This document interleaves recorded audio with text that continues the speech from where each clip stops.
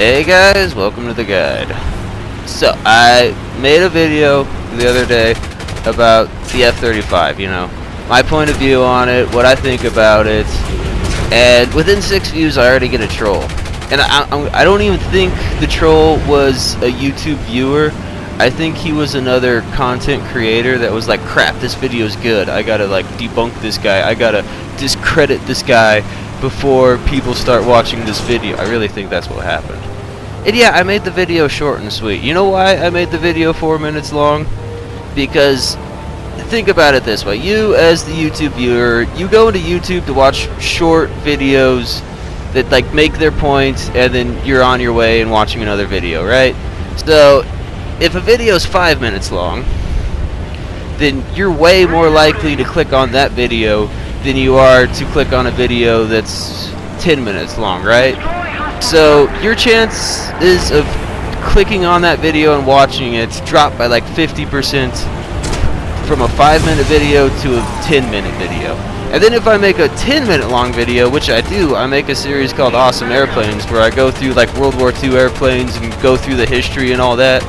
But nobody watches those videos because they're 10 minutes long. So the likelihood of you watching that video drops by 50% if I make it 10 minutes long. So that's why that video was short, okay? Like, I tried to get, and like, try packing all that content into a 4-minute long video. It's pretty hard to do. It's pretty hard to do. So, in this video, I'm going to make it longer, and I'm going to defend why I think the F-35 is a strike fighter. It's an awesome strike fighter, but like, that's what it is. I'm sorry. I'm sorry I told you something you didn't want to know, okay? I'm sorry. I'm sorry I popped your little safety bubble. Alright, so first off, Lockheed Martin, the company that created and designed the F-35, they make amazing planes when they are given clearly defined objectives. When they know exactly what the customer wants from that plane, they make awesome planes. Like, they made the SR-71, which is still the world's best recon airplane out there. They made the F-22, which is the world's premier dogfighter. I mean, it's still up in the air between the F-22 and the Su-57, but that's all conjecture. Like, nobody knows until those two actually go up and have a dogfight. But they're never going to have a dogfight because Lockheed and Sukhoi will never let those two get into a dogfight with each other, because then whoever wins, then that's the customers are going to go buy whoever just won that dogfight. So they're never going to let those two dogfight. It's never going to happen. So we're just stuck with conjecture. Like, nobody really knows which one's better. But Lockheed Martin makes amazing planes when they have a clearly defined objective from the customer, what they want that plane to do. And the problem with the F-35 is they didn't have that clearly defined objective. They had that, we want this plane to do everything objective. So that's what they did. They tried to make the plane do everything. They tried to make it for the Marine Corps, they tried to make it for the Navy, they tried to make it for the Air Force, and then they got to make it for all the other countries that bought into the F-35. And that's part of its problem, is they tried to make it a jack of all trades. And the problem is with aircraft, when you do that, it becomes not very good at anything.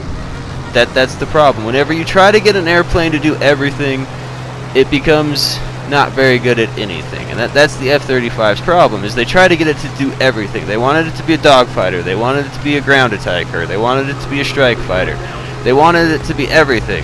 And by doing that, they made it not very good at anything, except for being a strike fighter, and that's because of its stealth and its pretty good speed. The F-35, by modern fighter standards, is not very fast. When you're dealing with the F-22 that can go Mach 2 plus, you got the F-15 that can go Mach 2 plus, you got the Su-35 that can go Mach 2 plus. The F-35, in comparison, is not very fast. Yeah, sure, it can super cruise, but in a dogfight, the throttle's either at 100% or it's at 0. There's no in between. It's just either all the way or no the way. So that's the F-35's problem, is like they tried to get it to do everything, and by doing that they made it not very good at anything. And the reason it's a good strike fighter is because of its stealth and its adequate speed. It's way faster than the F-117 by a long shot, but compared to the F-22, it's slow. And then you got all the tech in it. You know, you got the helmet with the helmet-mounted display that you can see through the floor, and you can see all around the plane, which sounds cool and awesome on paper, but in real life, it doesn't work. It's okay. You've used a camera, right? Try getting a camera to focus from 10 feet to 5,000 feet like the human eye does. The human eye can just do it instantaneously. And the average fighter pilot can see another airplane 10 miles out. Like, that's the average fighter pilot's eyesight, is he can see another airplane 10 miles away from him. Cameras, good luck trying to get a camera to do that. Being able to focus from 10 feet or even like 2 feet in front of him, looking down at his instrument panel, and then looking back up, you know, 10 miles away, and just instantaneously being able to focus in. Good luck trying to get a camera to do that. And if you ever use GoPros like I have, you know, I do my gun runs, I do my airsoft, you know, stuff, but like GoPros are horrible at range. Anything beyond 50 feet with a GoPro, it makes it look like it's 100 feet out. Like, you can go look at some of my you know, airsoft footage, and it looks like I'm taking shots at like 200 feet. And no, that guy's only like 100 feet away from me, maybe. It makes it look like he's really far away, but he's not that far away. And I will bet you that the cameras in the F-35 are like GoPro 5s. That's what they are. They're probably GoPro 5s. So, it just doesn't work. It's extremely handy at night. I will admit that helmet-mounted display system during nighttime operations is way better than the human eye. But during daytime operations, the human eye is better than that camera system. I'm sorry, it is. And plus, people are always trying to say that the dogfight is dead. People have been saying the dogfight is dead since Vietnam. Since air-to-air missiles have been invented, people have been saying the dogfight is now officially dead. And every time, they've been proven wrong. Alright? So from the numbers that I've gotten, like, off of the first Gulf War. The first Gulf War, 1990-something, 91 actually, I think it was, when American F-15 pilots were going up against Iraqi MiG-29 pilots. The missiles had a 1 in 3 chance of actually hitting their targets. That's a 1 in 3 chance. That's not very good. And these are highly trained, professional American pilots going up against inadequately trained Iraqi pilots. This is like the Super Bowl champions going up against your high school football team. The Super Bowl champions better win 100-0, okay? Like, of course we went in there and whooped everybody's butts. But even then, the missile strikes were 1 out of 3 actually hit their targets. That's not very good. That's not very good. And the farther you make that missile shot, like modern missiles can supposedly hit at 50 miles out. You can launch it 50 miles away and it'll hit the other guy. But the farther you shoot that missile out, that's more time it gives the other guy to react and avoid the missile. So the farther you make that missile shot, the more time he has to react and decoy that missile and cause it to miss. Plus, once they react and they jink the missile, they know the rough direction where the missile came from, so they can floor the afterburners and be like, the guy's over there somewhere, and get over there really fast to find the guy.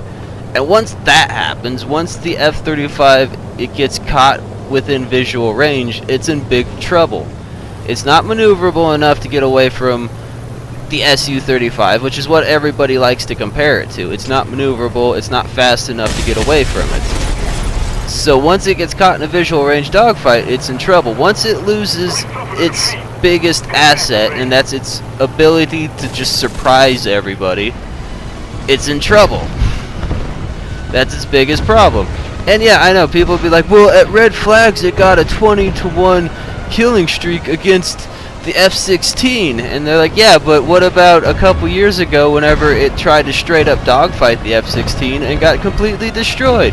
That's because the pilots flying it have figured out how to fly it to its advantages, and its advantage is the surprise attack. Its advantage is being there and not anybody know it's there, and just being able to surprise attack. So it's completely reliant on its missile system for its defense. If its missiles fail, it's in trouble. So once it loses its surprise element, it's in trouble. That's why it's a strike fighter. It's not a dog fighter. But the thing is everybody romanticizes the dog fighter, so they want to portray it as a dog fighter because that's what gets the attention, is it being a dog fighter. But it's not a dog fighter, it's a strike fighter. Once it loses its biggest advantage, and that's it being there by surprise, it's just showing up and surprising everybody it's there, it's in trouble. Once it gets caught out in the open, it's in trouble. That's why it's a strike fighter. Alright, thanks for watching.